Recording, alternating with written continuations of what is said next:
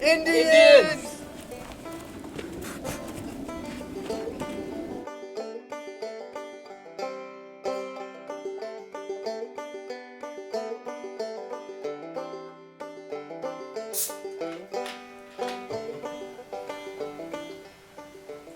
Oh, hey there guys. Today on Crash Course History, we're going to be talking about the Oregon Trail. Oregon Trail was very important to American history. Here's my friend Jake to tell you more. The 1840s started the idea of manifest destiny in America. Manifest destiny was the idea that American settlers were destined to expand throughout the continent. Their belief in manifest destiny was so strong that they believed it was God's intention for them to move westward and spread their ideas and beliefs. The Lewis and Clark expedition was a 2-year-long expedition across the country. The plan was to find a water route connecting the Columbia and Missouri River, but the water route didn't exist. Instead, they found the Oregon Trail.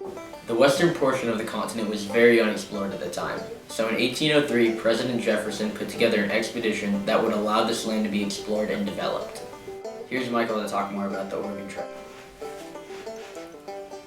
The Oregon Trail was one of the most important discoveries to America. The trail itself was 2,000 miles long and went through 6 different states: Missouri, Kansas, Nebraska, Wyoming, Idaho, and last but not least, Oregon. Wagons were a very popular way of transportation when traveling across the trail. They were used to take resources and carry necessities through the trail. Mules were also used to pull wagons as well as oxen, and the main reason wagons were so useful is that they could hold up to 2,500 pounds of inventory.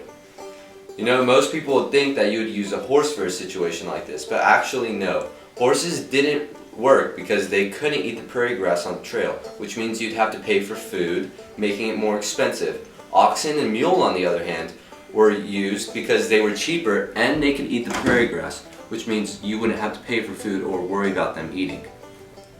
While people traveled the Oregon Trail, it would rain a lot. So what they did is they used linseed oil to keep the water out of the wagons, and so the wagons wouldn't be damaged. The trail actually saved a lot of time. If you were to take a ship, it would take around a year to go from where they were going to Oregon. But with the wagon, it would only take 4 to 6 months. And here's Zach.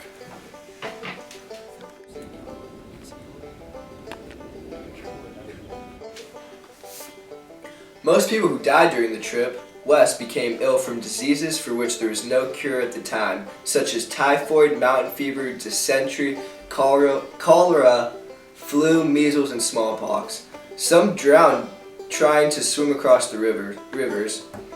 People were also afraid of attacks by angry Indians because while they were moving west, they were moving into Indian territory. Now, Indians did everything from scalping to gutting and killing animals. They just did not have a good time with the Indians, to say the least.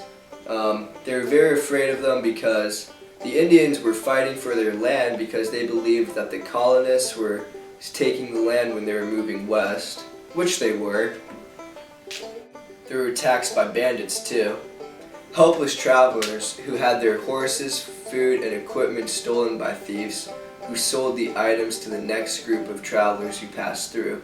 As the trip went on, the oxen and horses grew tired and weaker. The supplies ran out, and people became desperate for food. They began to toss out heavy items, furniture, clothing, tools, to lighten the load for the weak animals. By the middle of the trip, the travel was littered with people's belongings. Piles of clothes and blankets, stoves, tools, and chests littered the trails. Sometimes people who lived at a nearby fort followed at the distance, waiting for travelers to begin throwing away their possessions so that they could take the goods for themselves. Weather on the trail was bad also. Great thunderstorms took their toll on the travelers. Half a dozen of people were killed by lightning strikes. Thank you for watching our project. A special thanks to Mr. Delgado for assigning such a great activity. I hope everyone learned something new. Have a great day. Woo!